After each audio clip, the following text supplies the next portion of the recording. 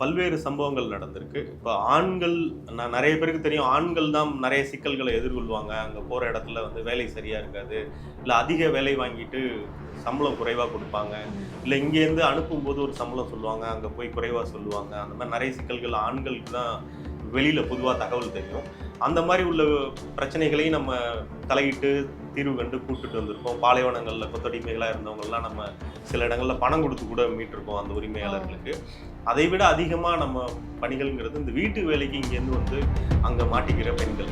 ஏன்னா இங்கே வீட்டு வேலை செய்துட்டு அங்கே வேலை செய்கிறதுக்காக வர்றவங்க, அங்கே அதிகமான வேலைப்பளு, சரியான உணவு, தூங்குறதுக்கு கூட நேரம் இருக்காது. அந்த மாதிரியான சிக்கல்களில் வந்து அங்கேருந்து பணிப்பெண்கள் வீட்டிலேருந்து ஓடி வந்துடுவாங்க.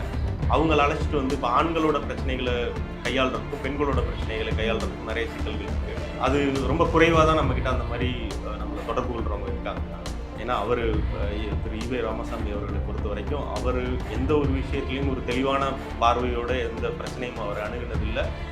அவர் பேசிய விஷயங்கள் சில விஷயங்கள் முற்போக்காக இருந்ததுனால, இப்போ தமிழ்நாடு ஒரு முற்போக்கான மண் அப்படிங்கும்போது அந்த நேரத்தில் அந்த கருத்துக்கள் வந்து பரவலாக எல்லாராலும் விவாதிக்கப்பட்டது. இது இங்கே பல பெரியார்கள் வாழ்ந்துருக்கிறாங்க. அவர்களை எல்லாரையும் நீங்கள் இருட்டடிப்பு செய்துட்டு இந்த மண்ணை சாராத ஒருவரை நீங்கள் முன்னிறுத்துறது தான் எங்களுடைய தமிழ் தேசிய அரசியல் கொள்கைக்கு எதிராக ஒரு நிலைப்பாடையும் நம்ம கட்சி எடுக்கும். இதுவரைக்கும் எந்த ஒரு பிரச்சனைக்கும் நாம் தமிழர் கட்சி வாய்மூடி மௌனியா இருந்தது. நீங்க கவனிச்சிருப்பீங்க, பல கட்சிகள் வந்து சில குறிப்பிட்ட பிரச்சனைகள்ல நம்ம கருத்து தெரிவிச்சா அதனால நமக்கு வாக்கு வங்கி அரசியல் பாதிப்பு வந்துடும் அமைதியா கூட கடந்து போயிடுவாங்க. ஆனா நாம் தமிழர் கட்சி அந்த மாதிரி எந்த ஒரு பிரச்சனைக்கும் கடந்து போனதே கிடையாது.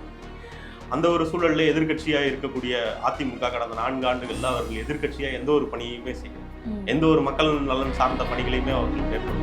ஏன்னா அவர்கள் கடந்த காலங்களில் செய்த ஊழல், அது சம்பந்தமான குற்றச்சாட்டுகள், அது மேலேருந்து அவர்கள் தப்பிக்கிறதுக்கான நடவடிக்கைகள் ஏறக்குறைய அவங்க ஒரு அண்டர் கிரவுண்ட் டீலிங்ல தான் இருக்காங்க. ஆனால் விஜய் அவர்களுடைய வருகையினால நாம் தமிழர் கட்சியினுடைய ஓட்டு வங்கி வந்து குறையும் அப்படின்னு சொல்லப்படுது. அது எல்லாருமே ஊடகங்களில் மறுபடியும் ஒரு செய்தியாக பரப்புறாங்களே தவிர களத்தில் அது வந்து எதிரொலிக்கல. நடிகர் விஜய் வந்து இன்னமும் ஒரு ரசிகர் மன்றம் தான் நடத்திட்டு இருக்காரு. அவர் இன்னும் அரசியலே அவர் இன்னும் பண்ணலை. வரப்போகிற தேர்தலுக்கு அவர்களுடைய நிலைப்பாடு என்ன, எந்த கட்சியினோட கூட்டணி வைக்க போகிறாங்க, ஊடகங்கள்லே தான் செய்து எல்லா கட்சிகளோடையும் பேசிட்டு இருக்காங்க. அவர்கள்ட்ட முதல்ல கொள்கையும் இல்லை, அவர்கள்ட்ட ஒரு தெளிவும் இல்லை, அவர்கள் இன்னும் மக்களுக்கான அரசியலே அவர்கள் செய்யலை. வெளியில் நிறைய பேர் பேசாத ஒரு விஷயத்தை நான் வேணா அவங்கள்ட்ட பதிவு பண்ணுறேன். இங்கே இருக்க அதிமுக திமுக அவர்களுடைய ஊழல் பணத்தை பெரிய அளவில் வளைகுடா நாடுகளில் முதலீடு செய்கிறாங்க. அதற்காகவே அவங்க அங்கே அமைப்புகள் தொடங்கியிருக்காங்க. ஷெல் கம்பெனிஸ் மூலம்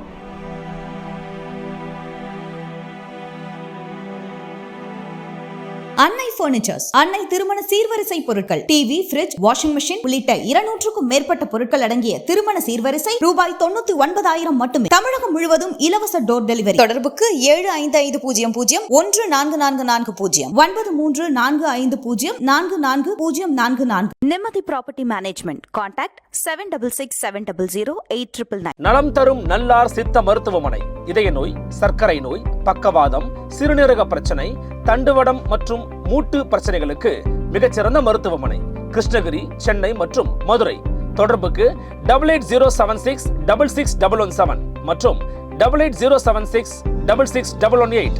ஃபோர்த் ஸ்டேட் தமிழ் நேயர்களுக்கு வணக்கம். இன்றைய நேர்காணலில் நம்மோடு இணைந்திருக்கிறார் செந்தமிழர் பாசறை வளைகுடா செயலாளர் ரவிவர்மன் அவர்கள். வணக்கம் சார். வணக்கம். எப்படி இருக்கீங்க? நல்லா இருக்கேன். நீங்க எப்படி இருக்கீங்க? நல்லா இருக்கேன்.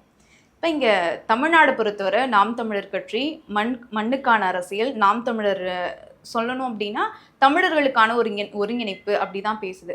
இப்போ நீங்கள் அங்கே செந்தமிழர் பாசறை வச்சுருக்கீங்க, என்ன மாதிரியான செயல்பாடுகள்லாம் முன்னெடுக்கிறீங்க? செந்தமிழர் பாசறைங்கிறது நாம் தமிழர் கட்சியோட ஒரு அங்கீகரிக்கப்பட்ட அமைப்பு, அயலகத்தில் இருக்கிற அமைப்பு. இப்போ நாம் தமிழர் கட்சியின் கொள்கை மீதும் அந்த அரசியல் மீதும் இந்த கட்சி தமிழ்நாட்டுக்கு தேவை அப்படின்னு நினைக்கிற வெளிநாட்டில் பணிபுரிகிற வாழ்கிற தமிழர்கள் நம்ம கட்சியில் இணையும் போது அவர்களை ஒருங்கிணைக்கிற ஒரு பணியாக தான் செந்தமிழர் பாசறைங்கிறது தொடங்கப்பட்டது. அப்படி ஒருங்கிணைக்கிற தமிழர்களை அந்த பகுதியில் அவர்களுக்கு தேவையான ஒரு ஒருங்கிணைப்பு, அவர்கள் வாழ்கிறதுக்கு உண்டான சூழல், அவர்கள் சந்திக்கின்ற பிரச்சனைகளுக்கு தீர்வுகள் ஏற்படுத்தி தர்றது, அவர்கள் வாழ்வை மேம்படுத்துறது, இப்போ வளைகுடா நாடுகள் எடுத்துக்கிட்டிங்கன்னா அங்கே பணிபுரிய தான் முடியும் எவ்வளோ நாள் ஆனாலும். ஐரோப்பிய அமெரிக்க நாடுகள் போல குடியுரிமை பெறுவதற்கான வாய்ப்பு இல்லை. அப்போ திரும்பி ஊருக்கு வரும்போது இங்கே அரசியலில் ஈடுபடுறதுக்கு உண்டான முன்னேற்பாடுகள், அவர்கள் இங்கே வந்து வாழ்கிறதுக்கான அடிப்படை தகவல்கள் அதெல்லாம் நம்ம வந்து சேகரித்து அவங்கள வந்து ஒருங்கிணைக்கிற பணியை வந்து செய்கிறோம். இது இல்லாமல் இங்கேருந்து அங்கே வந்து வாழ்கிற தமிழர்கள் சந்திக்கின்ற சிக்கல்கள், அவர்கள் வேலை சிக்கல்கள், ஊதிய சிக்கல்கள், அவர்களுக்கு தேவையான மருத்துவ பிரச்சனைகள், வீட்டு வேலைக்கு வரக்கூடிய பெண்கள் சந்திக்கின்ற சிக்கல்கள், இதற்குண்டான தீர்வுகள், அதற்கு இந்திய தூதரகத்தோட உதவியோட அவர்களை மீட்டு இங்கே அனுப்புகிற பணிகள், துரதிருஷ்டவசமாக யாராவது உயிரிழக்க நேரட்டால் அவர்களோட உடலை தாயகத்துக்கு அனுப்புகிற பணிகள், இதெல்லாம் நம்ம வந்து மேற்கொள்கிறோம். அது இல்லாமல் அங்கே குடும்பத்தோடு வாழுகின்ற குழந்தைகள் இருக்காங்க இல்லையா, அவர்களுடைய தமிழ் கல்விங்கிறது அங்கே எல்லா இடங்கள்லையும் கிடைக்கிறதுக்கான வாய்ப்புகள் இல்லை.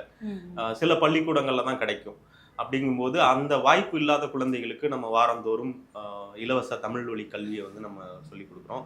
அது இல்லாமல் தமிழர்களுடைய பாரம்பரிய கலைகளான சிலம்பாட்டம், பறை இசை, கும்மி இதெல்லாம் நம்ம வந்து சொல்லித்தரோம். அதன் தொடர்ச்சியாக நாம் தமிழர் கட்சி இங்கே தமிழ்நாட்டில் என்னென்ன நிகழ்வுகள் எடுக்குதோ, மே 18 நினைவேந்தல், மாவீரர் நாள், தமிழ்நாடு நாள், பொங்கல் விழா, தைப்பூசம், எல்லா நிகழ்வுகளையும் நாங்கள் அங்கே இருக்கிற தமிழர்களை ஒருங்கிணைச்சு செய்கிறோம். அது இல்லாமல் தொழில் வாய்ப்புகளையும் ஏற்படுத்தி கொடுக்குறோம். இங்கே நாம் தமிழர் கட்சி 2010ஆம் ஆண்டு தொடங்குறாங்க. நீங்கள் அங்கே எப்போ தொடங்குறீங்க? இங்கே 2010ஆம் ஆண்டு தொடங்கப்பட்ட அதே நாளில் ஐக்கிய அரபு அமீரகம் துபாய் நகரில் அமீரக நாம் தமிழர் மன்றம் அப்படின்ற அமைப்பு ஒரு 10 நபர்களால் தொடங்கப்பட்டுருச்சு. அதே நாளில் தொடங்கப்பட்டுருச்சு. இப்போ அந்த இங்கே வந்து கட்சியில் வந்து நிறைய உறுப்பினர்கள் இருக்காங்க. அங்கே எத்தனை உறுப்பினர்கள் இருக்காங்க? இப்போ அங்கே வாழ்கிற உறுப்பினர்கள், அங்கே உறுப்பினர் அட்டை பெற்றுட்டு அங்கே வாழ்கிற உறுப்பினர்கள் சுமார் 7000லேருந்து 8000 உறுப்பினர்கள் இருப்பாங்க, 6 நாடுகளையும் சேர்த்து. இப்போ தமிழ் வழி கல்விலாம் அங்கே ஆன்லைன் மூலமா வந்து கற்பிக்கிறீங்களா? 2 விதமாகவும் நடக்குது. எந்த இடங்களில், ஒரு இடங்களில் பொதுவாக கூடுறதுக்கு வாய்ப்புள்ள இடங்களில் வாரத்தில் வெள்ளிக்கிழமை தான் அங்கே விடுமுறை நாள் எல்லா நாடுகள்லையும். ஒரே இடத்துல சேர்த்தும் சொல்லித்தரோம். அது பரப்பளவில் பெரிய நாடுகளாக இருக்க, பெரிய இடங்களாக இருக்கிறது, தொலைவுகள் பயணங்கள் மேற்கொள்ள முடியாத இடங்களுக்கு வந்து நம்ம ஆன்லைன்லேயும் சொல்லித்தரோம்.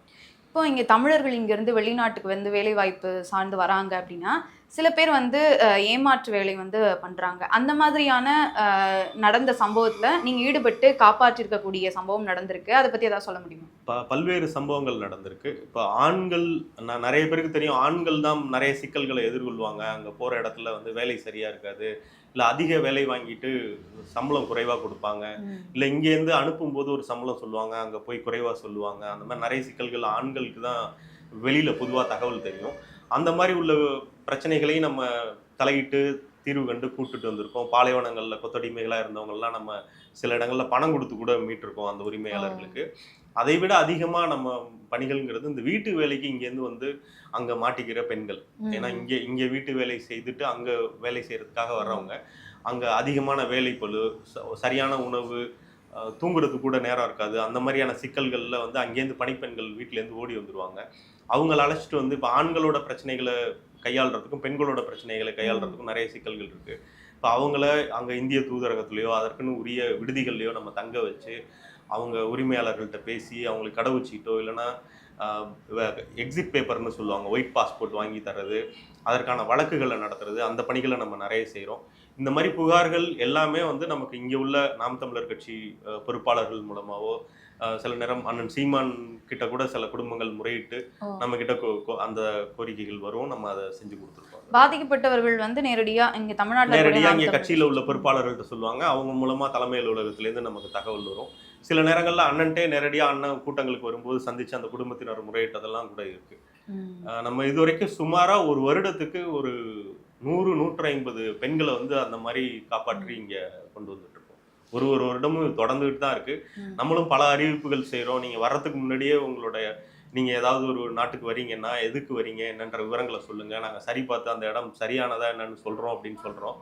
அது ரொம்ப குறைவாக தான் நம்மக்கிட்ட அந்த மாதிரி நம்மளை தொடர்பு கொள்கிறவங்க இருக்காங்க. நம்ம இதற்காக ஒரு வலைத்தளம் வேறு வச்சுருக்கோம், இணையதளம் வச்சுருக்கோம். சில பேர் அதை பயன்படுத்திக்கிறாங்க. அது சில பேர் வந்துட்டு அதுக்கப்புறம் தான் பிரச்சனை ஆனதுக்கப்புறம் தான் நமக்கு தொடர்புக்கு வராங்க. இப்போ இங்க தமிழ்நாட்டு அரசியல்ல என்ன நடக்குது, என்ன நகர்வுகள் வந்து எல்லா அரசியல் தலைவர்களும் எடுக்கிறாங்க அப்படின்னு தமிழ்நாட்டு வாழ் தமிழர்கள் தொடர்ச்சியாக கவனிச்சுட்டு வராங்களா? தமிழ்நாட்டில் இருக்கிற தமிழர்கள் எப்படி கவனிச்சுட்டு வராங்களோ அதை விட ஒரு படி மேலே அங்கே உள்ளவங்க கவனிச்சுட்டு இருப்பாங்க. ஏன்னா அங்கே உள்ளவங்களுக்கு ஊரை விட்டு தூரமாக இருக்கும்போது அந்த ஊருடைய நினைப்பு வந்து அதிகமாக இருக்கும். இப்போ ஊரில் என்ன நடக்குதுன்னு தெரிஞ்சுக்கிறதுக்கு ஆசைப்படுவாங்க. சாதாரண தனி மனிதர்களோட குடும்பத்திலே கூட நீங்கள் கவனிக்கலாம். இப்போ இங்கே பக்கத்தில் இருக்கிறவங்க ஒரு விஷயத்த தெரிஞ்சுக்கிறதுக்கு காட்டுற ஆர்வத்துக்கும் தூரமாக இருக்கிறவங்க காட்டுற ஆர்வம் அதிகமாக இருக்கும். அப்படிங்கும்போது இங்கே உள்ள அரசியல் நிகழ்வுகள் என்ன நடக்குது அப்படிங்கிறத எல்லாருமே தெரிஞ்சுப்போம். வார வாரம் அங்கே அரசியல் பயிற்சி வகுப்புகள் நடக்கும், நம்ம கொள்கை விளக்க பயிற்சி பட்டறைகள் நடக்கும். தமிழ் தேசிய அரசியலை வந்து எப்படி இது அதோட வரலாறு என்ன, சமகாலத்தில் எப்படி இருக்குது, இதற்கு எதிர்காலம் எப்படி இருக்கணும் அப்படின்ற மாதிரியான பயிற்சி வகுப்புகள் நம்ம தொடர்ந்து நடத்திட்டு இருக்கோம். இப்போ நீங்கள் தமிழ்நாட்டு அரசியலை கவனிச்சு வந்தீங்க அப்படின்னா தொடர்ச்சியாக சீமானவர்கள் பெரியார விமர்சனம் வைப்பதை நம்மளால பார்க்க முடியுது. அதை நீங்கள் எப்படி பார்க்குறீங்க? இல்லை, அது மிக சரியான ஒரு விமர்சனமாக தான் நம்ம பார்க்குறோம். ஏன்னா அவர் திரு ஈவே ராமசாமி அவர்களை பொறுத்த வரைக்கும் அவர் எந்த ஒரு விஷயத்துலையும் ஒரு தெளிவான பார்வையோட எந்த பிரச்சனையும் அவர் அணுகுனதில்லை. அவர் பேசிய விஷயங்கள் சில விஷயங்கள் முற்போக்காக இருந்ததுனால, இப்போ தமிழ்நாடு ஒரு முற்போக்கான மண் அப்படிங்கும்போது அந்த நேரத்தில் அந்த கருத்துக்கள் வந்து பரவலாக எல்லாராலும் விவாதிக்கப்பட்டது. அது ஒரு அந்த காலகட்டத்தில் அவருடைய பேச்சு வந்து பரவலாக எல்லாத்தையும் போய் சேர்ந்ததே தவிர அவர் தமிழர்களுக்காகவோ தமிழர் நலனுக்காகவோ இல்லை தமிழ்நாட்டு மக்களுக்காகவோ பெரிய அளவில் அவர் எந்த பணியும் ஆற்றலை, மாறா அவர் நிறைய கெடுதல்களையும் வரலாற்று திரிப்புகளையும் தான் சொல்லியிருக்காரு. அதை ஒட்டி தான் இப்போ நாம் தமிழர் கட்சி பெரியாருடைய கருத்துக்களை குறித்து விமர்சனங்கள், ஆக்கப்பூர்வமான விமர்சனங்கள் தான் வைக்கிறோம். இன்னைக்கும் அவருடைய சில கருத்துக்கள்லாம் உடன்பாடு இருக்கு அப்படிங்கிறத அண்ணன் குறிப்பிட்டிருக்காங்க. பெண்ணிய விடுதலை குறித்து பேசினதெல்லாம் எங்களுக்கு உடன்பாடு இருக்குன்னு தான் சொல்லியிருக்காங்க. கட்சி ஆரம்பித்ததுலேருந்தே அவரை வந்து ஒரு வழிகாட்டி, அவர் சில விஷயங்கள் என்னென்ன விஷயங்கள் எல்லாம் நம்ம வந்து ஏற்றுக்கிறோமோ அதை வச்சு அவரை ஒரு வழிகாட்டியாக தான் நம்ம பார்க்கணும். ஆனால் இங்கே எல்லாமே அவருக்கு பிறகுதான் நடந்தது அப்படிங்கிறதுல தான் வர சிக்கல். இது இங்கே பல பெரியார்கள் வாழ்ந்துருக்கிறாங்க. அவர்களை எல்லாரையும் நீங்கள் இருட்டடிப்பு செய்துட்டு இந்த மண்ணை சாராத ஒருவரை நீங்கள் முன்னிறுத்துறது தான் எங்களுடைய தமிழ் தேசிய அரசியல் கொள்கைக்கு எதிராக இருக்கிறது. அதன் அடிப்படையில் தான் எதிர்க்கிறோம் பெரியார். ஆனால் தொடர்ச்சியாக நாம் தமிழர் கட்சி அதை மட்டும்தானே பிரதானப்படுத்தி பேசுகிறாங்க. ஏன்னா இப்போ நடப்பில் நடக்கக்கூடிய எந்த ஒரு விஷயத்தையும் வந்து எடுத்து பேசாத மாதிரி தான் இருக்குது. இப்போ சமீபத்தில் தூய்மை பணியாளர்கள் கிட்டத்தட்ட பல மாதங்களாக போராடிட்டு இருக்காங்க. இவர் வந்து பெரியாரை பற்றி தொடர்ச்சியாக விமர்சனம் வைக்கிறதால குரலற்றவர்களுடைய குரல் வந்து வெளியில கேட்க மாட்டேங்குது. அதை தொடர்ச்சியாக எடுத்து பேசலாம்ல? இல்லை, எல்லா பிரச்சனைகளுக்கும் கட்சி பேசுது. ஊடகம் எதற்கு முக்கியத்துவம் கொடுக்குது? இப்போ 1/2 மணி நேரம் பத்திரிகையாளர் சந்திப்புன்னா ஒரு 2-3 நிமிடம் பேசுற விஷயங்களுக்கு சில நேரங்களில் முக்கியத்துவம் கொடுக்குறாங்க. இப்போ எல்லா அரசியல் கட்சிகளையுமே அண்ணன் சீமான் விமர்சித்து பேசுவாங்க, அவர்களுடைய கேள்விகளுக்கு பதில் சொல்லுவாங்க. ஆனால் குறிப்பிட்ட சில அரசியல் கட்சி பற்றி பேசுறதை மட்டும் ஊடகங்கள் பேசு பொருளாக்குறாங்க. அது மாதிரி தான் பெரியார் விஷயத்தையும் தூய்மை பணியாளர் பிரச்சனைகள் உங்களுக்கே நல்லா தெரியும். அண்ணன் நேரடியாக களத்துக்கு 2-3 முறை போயிட்டு வந்தாங்க. கடைசியாக அவங்க ஒரு இடத்துல இருந்து கைது செய்து மாற்ற போகும்போது கூட அங்கே அண்ணன் மட்டும்தான் களத்துல போய் அங்கே நின்றுட்டு இருந்தாங்க. அது ஒரு அடையாளமாகத்தான் இருக்கு. தொடர்ச்சியாக நாம் தமிழ் கட்சி தொடர்ச்சியாக அங்கே உள்ள பொறுப்பாளர்கள் களத்துல தான் இருக்கிறாங்க. தொடர்ச்சியாக அவர்களோட நம்ம பொறுப்பாளர்கள்லாம் களத்துல தான் இருக்கிறாங்க. ஒரு நம்ம எல்லா விஷயங்களையும் கவனிக்கிறதுனால தமிழ்நாடு முழுக்க உள்ள பிரச்சனைகள் எல்லாவற்றுக்கும் நம்ம ஒரு மாற்று தீர்வையும் நம்ம தமிழ் தேசிய அரசியல் சார்ந்த ஒரு நிலைப்பாடையும் நம்ம கட்சி எடுக்குது. இதுவரைக்கும் எந்த ஒரு பிரச்சனைக்கும் நாம் தமிழர் கட்சி வாய்மூடி மௌனியா இருந்ததில்லை. நீங்க கவனிச்சிருப்பீங்க, பல கட்சிகள் வந்து சில குறிப்பிட்ட பிரச்சனைகள்ல நம்ம கருத்து தெரிவிச்சா அதனால நமக்கு வாக்கு வங்கி அரசியல் பாதிப்பு வந்துடும் அமைதியா கூட கடந்து போயிடுவாங்க. ஆனா நாம் தமிழர் கட்சி அந்த மாதிரி எந்த ஒரு பிரச்சனைக்கும் கடந்து போனதே கிடையாது. எல்லா பிரச்சனைகளையும் நம்ம பேசிட்டு தான் இருக்கோம். அது ஊடகங்கள்ல எது முக்கியத்துவம் பெறுது அப்படிங்கிறத பொறுத்து தான் நீங்க கேட்குற அந்த கேள்வி வருது. ஒருவேளை சீமானவர்கள் நம்ம பெரியாரை பத்தி பேசினா மட்டும்தான் ஊடகங்கள் வந்து நம்மளை கவனிக்குது, அதனால அவரை பத்தியே விமர்சனம் வைக்கலாம் அப்படின்னு நினைக்கிறாரோ அப்படின்னு சில விமர்சனங்களும் வருது. இல்லை, அதை அப்படி பார்க்க முடியாது. அது கொள்கை ரீதியாக நம்ம இந்த நேரத்தில் இந்த நிலைப்பாடை எடுத்திருக்கோம். அதை வந்து இன்னும் ஆழமாக நம்ம மக்கள்கிட்ட கொண்டு போய் சேர்க்கணும் அப்படிங்கிற எதிரிகள் என்ன செய்கிறாங்கன்றது இருக்குல்ல. அவர்கள் இவ்வளவு நாள் பெரியாரை பேசுனதுக்கும் இப்போ பெரியாரை பேசுறதுக்கும் நிறைய வேறுபாடு இருக்குது. அவர்கள் அதிகமாக பேச போய் தான் நம்ம பேசுகிறோம். கடந்த ஆட்சிகள் எல்லாம் கருணாநிதியோ ஜெயலலிதாவோ இங்கே ஆட்சி செலுத்தும் போது பெரியார் தான் இது பெரியாரோட மண்ணுன்னே அவங்க சொன்னது கிடையாது. இந்த ஆட்சியில இவர்களுடைய ஆளுமை தன்மை இல்லாம, இவர்களுடைய நிர்வாக திறமையின்மை, அதை வெளிக்காட்டுறதுக்கு இவர்களுக்கு ஒரு ஷேடோ தேவைப்படுறாங்க, ஒரு முகமூடி தேவைப்படுது இவங்களுக்கு. அந்த நேரத்தில் தான் இவங்க பெரியாரை வந்து அளவுக்கு அதிகமாக புகழும் போது தான் நம்ம அவர் மீது உள்ள விமர்சனங்களை முன்வைக்க வேண்டிய தேவை இருக்கு.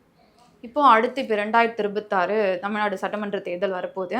இப்போ நீங்க தமிழ்நாட்டு சட்டமன்ற தேர்தலை எப்படி பாக்குறீங்க? தமிழ்நாடு சட்டமன்ற தேர்தல் இந்த முறை நாம் தமிழர் கட்சிக்கு ஒரு சரியான களமா இருக்கும் அப்படிங்கிறது தான் நம்ம பார்க்குறோம்.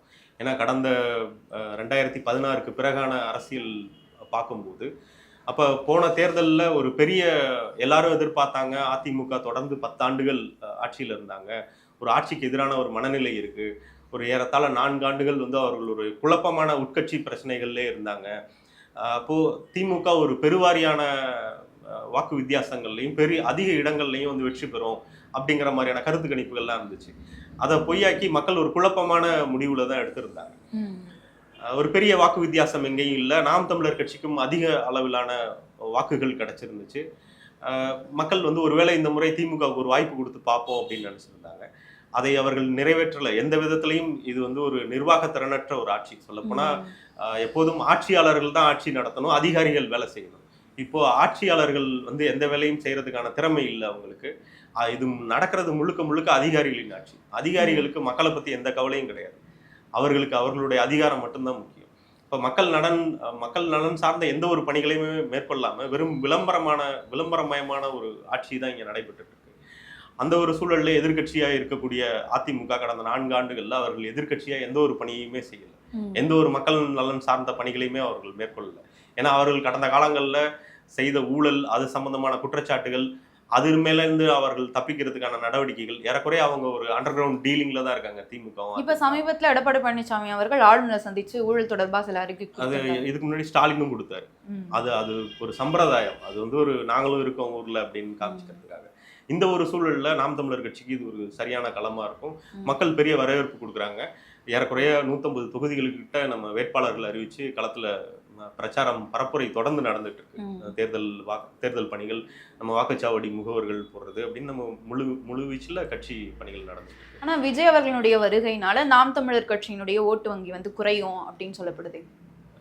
அது எல்லாருமே ஊடகங்கள்ல மறுபடியும் ஒரு செய்தியா பரப்புறாங்களே தவிர களத்துல அது வந்து எதிரொலிக்கல. நடிகர் விஜய் வந்து இன்னமும் ஒரு ரசிகர் மன்றம் தான் நடத்திட்டு இருக்காரு. அவர் அரசியலே அவர் இன்னும் பண்ணல. ஒரு அரசியல் கட்சி செய்ய வேண்டிய எந்த ஒரு வேலையுமே அவர் செய்யல.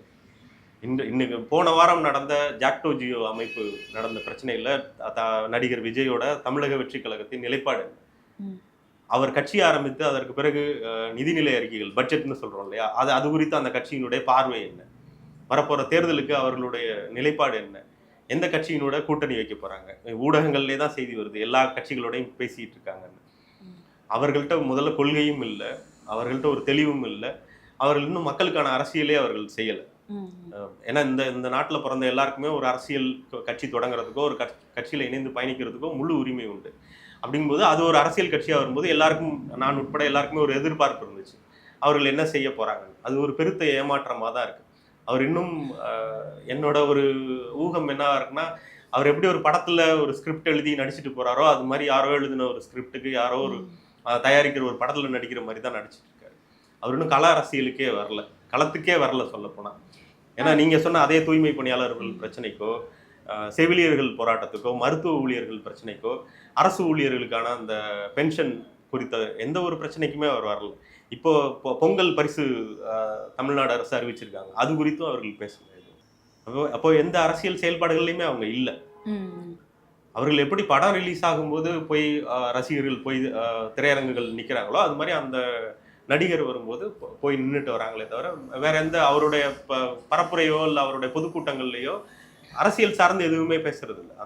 ஆனா நீங்களும் மற்ற கட்சிகளும் தமிழ்நாட்டில் இருக்கக்கூடிய மற்ற அரசியல் கட்சிகளும் தான் இந்த மாதிரி எந்த ஒரு கல செயல்பாட்டுக்கும் விஜய் அவர்கள் வரமாட்டேங்கிறாரு அப்படின்னு சொல்றீங்க.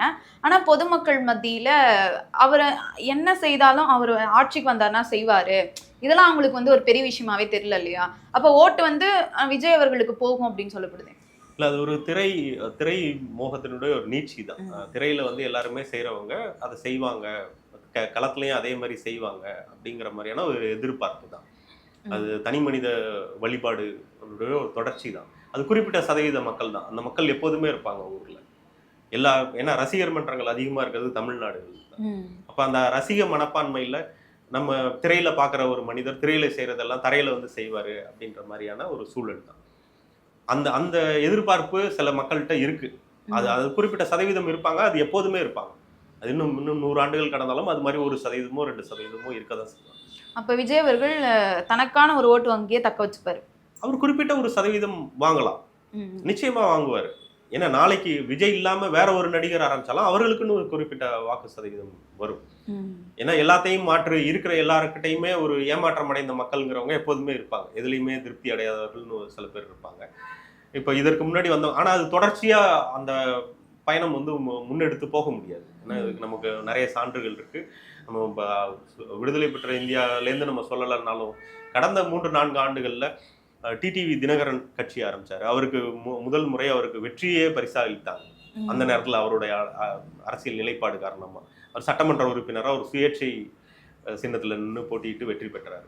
அதன் பிறகு அவருடைய தொடர்ச்சியான அரசியல் செயல்பாடுகள்னால அவர் இன்னைக்கு எவ்வளவு வாக்கு சதவீதம் இருக்குன்னே தெரியல.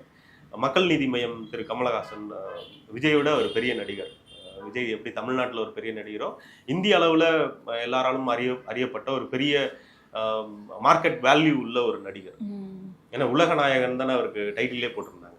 இவரை விட அவர் பெரிய நடிகர். அவர் வந்தப்பவும் இதே மாதிரி அவர் கமலஹாசன்ட்டையாவது இன்னும் கொஞ்சம் கிளாரிட்டி இருக்கும். அவர் சில கொள்கை சார்ந்த கருத்துக்களை தொடர்ந்து தெரிவிச்சுட்டே வந்துட்டு இருப்பார். இப்போ அவருக்கே இந்த நிலைமைங்கும் போது விஜய்க்கு இன்னும் மோசமா போகும் அப்படிங்கிறது தான் என்னுடைய ஒரு தனிப்பட்ட. நீங்க தோல்வியுற்ற நடிகரை தான் சொல்றீங்களே தவிர்த்து தேர்தல் காலத்துல நின்று வெற்றி பெற்று சொல்ல மாட்டீங்களா? விஜயகாந்த் அவர்கள் கட்சி ஆரம்பிச்சு சில வருடங்கள்லயே தேர்தலை போட்டிட்டு எதிர்கட்சி தலைவராக மாறினார் இல்லையா? ஆமா, அந்த மாதிரி வாய்ப்புகளை விஜய் அவர்களுக்கு தமிழக மக்கள் கொடுப்பாங்கல்ல? இல்ல, கொடுக்கலாம். அது நீங்க சொல்றது கொடுக்கலாம். ஆனா விஜயகாந்த் எப்படி அந்த பணியை இடத்துக்கு வந்தாருன்னு நம்ம பார்க்கணும். விஜயகாந்த் வந்து உடனே கட்சி ஆரம்பிச்சு உடனே தேர்தலுக்கு வரல. அவர் கிட்டத்தட்ட ஒரு 15-20 ஆண்டுகள் ரசிகர் மன்றங்களை வந்து மக்கள் நற்பணி மன்றமாக கட்டமைச்சு எல்லா கிளை அளவுகள்லையும் அவர் பணிகளை வேலை செய்து ஒரு நாள் கட்சி ஆரம்பித்து அதன் பிறகு ஒரு 3 ஆண்டுகள் அவர் தொடர்ச்சியாக பணி செய்து அதன் பிறகு அவர் போட்டியிட்டு வெற்றி பெற்றார். அவர் கட்சி ஆரம்பித்த பிறகாவது அரசியல் செய்தார். அவருக்கு கொள்கைன்னு வெளிப்படையாக எதுவும் அறிவிக்கலைனாலும் மக்கள் நலன் சார்ந்த பிரச்சனைகள்லையும் அதற்கான தீர்வுகளையும் அவர் தொடர்ச்சியாக ஊரா போய் மக்கள்கிட்ட பேசினாரு, மக்களை சந்திச்சாரு. அவருக்கு மக்கள் ஆதரவு கொடுத்தாங்க. அன்னைக்கு இருந்த அரசியல் சூழல்ல அவர் வெற்றி பெற்றாரு. திரும்ப ஒரு அடுத்த தேர்தலில் அவர் ஒரு கூட்டணியில் போய் இணைந்தார், எதிர்கட்சி தலைவராகவும் ஆனார். அன்னைக்கு இருந்த அரசியல் சூழல் திமுகவோட அராஜக ஆட்சி நடந்துச்சு. ஆனால் திமுகவில் எதிர்கட்சியாக கூட வர முடியல.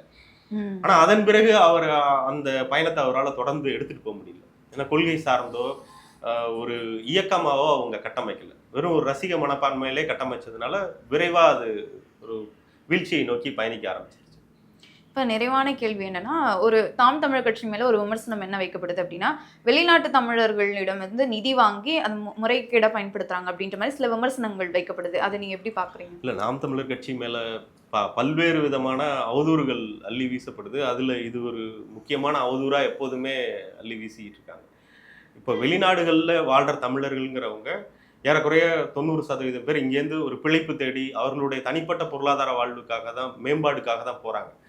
அவர்கள் அங்கே எவ்வளவு செலவுகள்லாம் இருக்கோ அதை குறைச்சிட்டு அவர்களுடைய குடும்பத்தை கவனிக்கிறது தான் அவர்களுடைய முதல் பணியாக இருக்கும். அப்படி இருக்கிறவங்களால ஒரு பெரிய அளவுல எல்லாம் நிதி பங்களிப்பெல்லாம் யாருக்கும் செய்ய முடியாது. நாம் தமிழர் கட்சி உலகம் முழுக்க நிதி திரட்டுறதுக்காக ஒரே ஒரு அமைப்பை தான் பின்பற்றுறது. கட்சிக்குன்னு சில வங்கி கணக்குகள் இருக்கு. திரள் நிதி திட்டம்னு வச்சிருக்காங்க, துளி திட்டம்னு வச்சிருக்காங்க. மாதம் 1000 ரூபாய் ஒரு நபர் கொடுக்கலாம் அப்படின்னு வச்சிருக்காங்க. அந்த திட்டத்தில் உலகம் முழுக்க இருக்கிற தமிழர்கள் இணைந்து பங்களிக்கிறாங்க. அதை தாண்டி பெரிய அளவில் நிதியெல்லாம் வந்து எங்கேயும் ஆர்கனைஸ் பண்ணிடலாம் யாரும் கொடுக்கறதெல்லாம் கிடையாது. அங்கே அமைப்பாக நாங்கள் இயங்குறதுக்கு, அங்கே நாங்கள் சொல்கிற இந்த பணிகளை மேற்கொள்றதுக்கு அந்தந்த நாட்டினுடைய சட்டத்திட்டத்திற்கு உட்பட்டு அங்கே நாங்கள் நிதியை சேகரித்து அங்கே செய்கிற வேலைகளுக்கே எங்களால் ரொம்ப சிரமமாக இருக்குது. உங்களுக்கே தெரியும், வெளிநாடுகளில் எல்லாமே செலவுகள் கூட இருக்கும். நான் இப்போ இவ்வளோ பணிகள் அந்த பேட்டியினுடைய தொடக்கத்தில் சொல்லியிருந்தேன், சில பணிகள்லாம் செய்கிறோம். அதற்கே ஆகக்கூடிய பொருளாதாரங்களை சந்திக்கிறதுக்கே நாங்கள் ரொம்ப சிரமப்பட்டுருக்கோம். அதை தாண்டி இங்கே கட்சிக்கு ஒரு குறிப்பிட்ட உயர் பொறுப்புகளில் இருக்கிறவங்க அவங்க ஊரில் சொந்த தொகுதிக்கு ஊரில் வந்து இருக்கும்போது சில செலவுகளை செய்கிறாங்களே தவிர இவர்கள்லாம் குற்றச்சாட்டு வைக்கக்கூடிய அளவுக்கு எல்லாம் ஒன்றும் நிதி வரல. அது அவர்களுக்கே தெரியும். ஏன்னா அவர்கள்கிட்ட இப்போ பண மதிப்புகளுக்கு பிறகு எல்லாமே வங்கி பரிவர்த்தனையாக தான் இருக்குது. இப்போ வங்கி கணக்கு, எங்களுடைய வங்கி கணக்கு வெளிப்படையாக தான் இருக்குது. தேர்தல் ஆணையத்தில் நாங்கள் சமர்ப்பிக்கிறோம், ஆடிட்டிங் செய்து ஒரு முறையும். இப்போ பெரிய அளவில் நிதி வந்தால் உடனடியாக கிடைச்சிருக்குமே, அவங்களுக்கு கிடைச்சிருக்குமே. அது ஒரு தவறான குற்றச்சாட்டு. தவறான இல்லை, அது அவர்களுக்கே தெரியும். மாறா நான் வெளியில் நிறைய பேர் பேசாத ஒரு விஷயத்தை நான் வேணா அவங்கள்ட்ட பதிவு பண்ணுறேன். இங்கே இருக்க அதிமுக, திமுக அவர்களுடைய ஊழல் பணத்தை பெரிய அளவில் வளைகுடா நாடுகளில் முதலீடு செய்கிறாங்க. அதற்காகவே அவங்க அங்கே அமைப்புகள் தொடங்கி இருக்காங்க. ஷெல் கம்பெனிஸ் மூலமாக இப்போ இங்கே இருக்கிற ஒரு பெரிய ஒப்பந்தங்களை வந்து வளைகுடா நாடுகளில் இருக்கிற ஏதாவது ஒரு நிறுவனங்களுக்கு கொடுப்பாங்க. அந்த நிறுவனங்கள் அங்கே உண்மையிலேயே செயல்படுற நிறுவனங்களாக இருக்காது, வெறும் பேப்பர் நிறுவனங்களாக இருக்கும். அது சைனாவிலேயோ ஜப்பான்லேயோ உள்ள இன்னொரு கம்பெனிக்கு கான்ட்ராக்டை கொடுக்கும். அவங்க நேராக இங்கே வந்து பணியை செய்துட்டு போயிடுவாங்க. இப்போ 10 கோடி ரூபா கான்ட்ராக்டா 5 கோடி ரூபாலே அவங்க முடிச்சிருவாங்க. மீதி 5 கோடி ரூபா இந்த துபாயில் இருக்க ஷெல் கம்பெனியில் இருக்கும். அந்த பணத்தை இவங்க நிர்வகிச்சுட்டு இருப்பாங்க. இங்கே இருக்கிற அரசியல்வாதிகளோட பெரும் கருப்பு பணம் அங்கே தான் வந்து முதலீடு செய்யப்படுது. எங்கள் கட்சியினுடைய பொறுப்பாளர்கள் கட்சியினுடைய கொள்கைகளை வந்து பேசுறதுக்காக அங்கே வர்றாங்க. வந்து பேசுகிற நிகழ்வுகள் எல்லாமே பார்ப்பீங்க. ஆனால் இங்கேருந்து மாதம் ஒரு முறை ஒரு முக்கிய பிரமுகர் திமுகலேருந்தோ அதிமுகலேருந்தோ அங்கே வர்றாங்க. வந்து அவங்களுடைய முதலீடுகளை பார்த்துட்டு அந்த கணக்கு வழக்குகளை பார்க்கறதுக்கு தான் வர்றாங்க. இதை அவர்கள் வந்து அதை வெளியில யாரும் சொல்றது கிடையாது. பல்வேறு கருத்துக்களை பகிர்ந்தமைக்கு நன்றி சார்.